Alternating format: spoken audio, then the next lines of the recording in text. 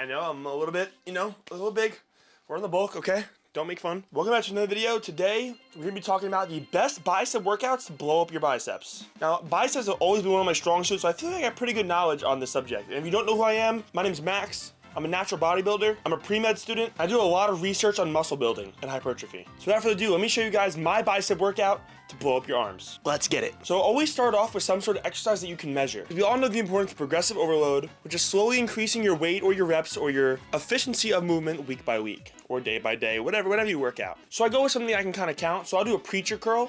I like to do a plate loaded one. It's easier to count the way as opposed to dumbbells. Now it's important when you're doing preacher curls to do a few things. One, you want to warm up, because the preacher curl is a relatively dangerous exercise by putting your bicep in that position where there's not a lot of supporting muscle. We don't want you getting a bicep tear. On this exercise, I would try to go a little more medium to light, as you don't want to go too heavy and tear something. And what you want to focus on this is two things. One, that deep stretch, getting all the way down to that movement of the rep. It's a notorious fact that the deep stretch is where the muscle grows the most. And the second thing to focus on is the speed and tempo of which you do the exercise. Let me explain.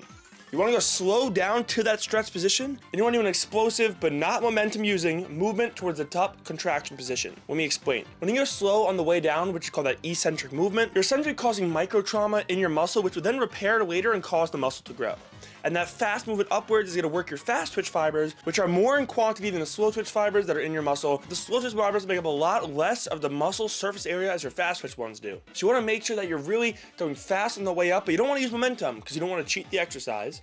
But go fast and explosive on the way up.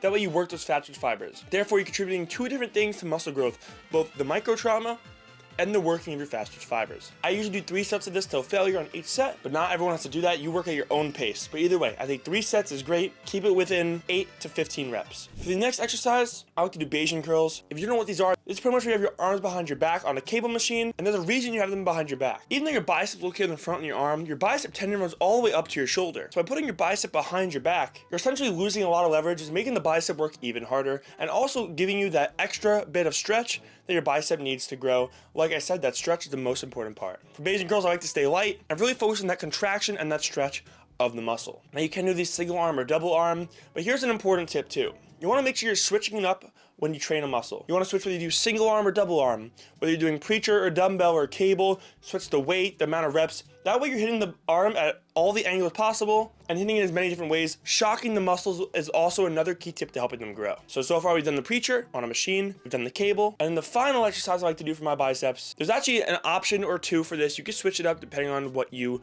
are hitting that day. If you want to hit your forearms that day, you do the hammer curl. That way you'll not only get a dumbbell variant of a curl in there, but the hammer curl biases a lot of your radiobrachialis and your brachialis muscles, which are your bicep and your forearm. This would be a good transition exercise into hitting forearms. Now if you're not hitting forearms, I would recommend something like a straight bar or easy curl bar or curl. And let me give you a beautiful tip of advice for this. When you are using a barbell for curls, take your biceps, press them against your chest, and put them in front of your body. You'll force your biceps to be exposed, thus getting hit harder, and you'll get a nasty pump from this. And that pump is what helps blood get to the muscle and help it heal faster. I like to go really light on this set, where I'll do from 10 to 20 reps. Remember, focus on going slow on the way down as you focus on that deep stretch, and fast on the way up with a squeeze.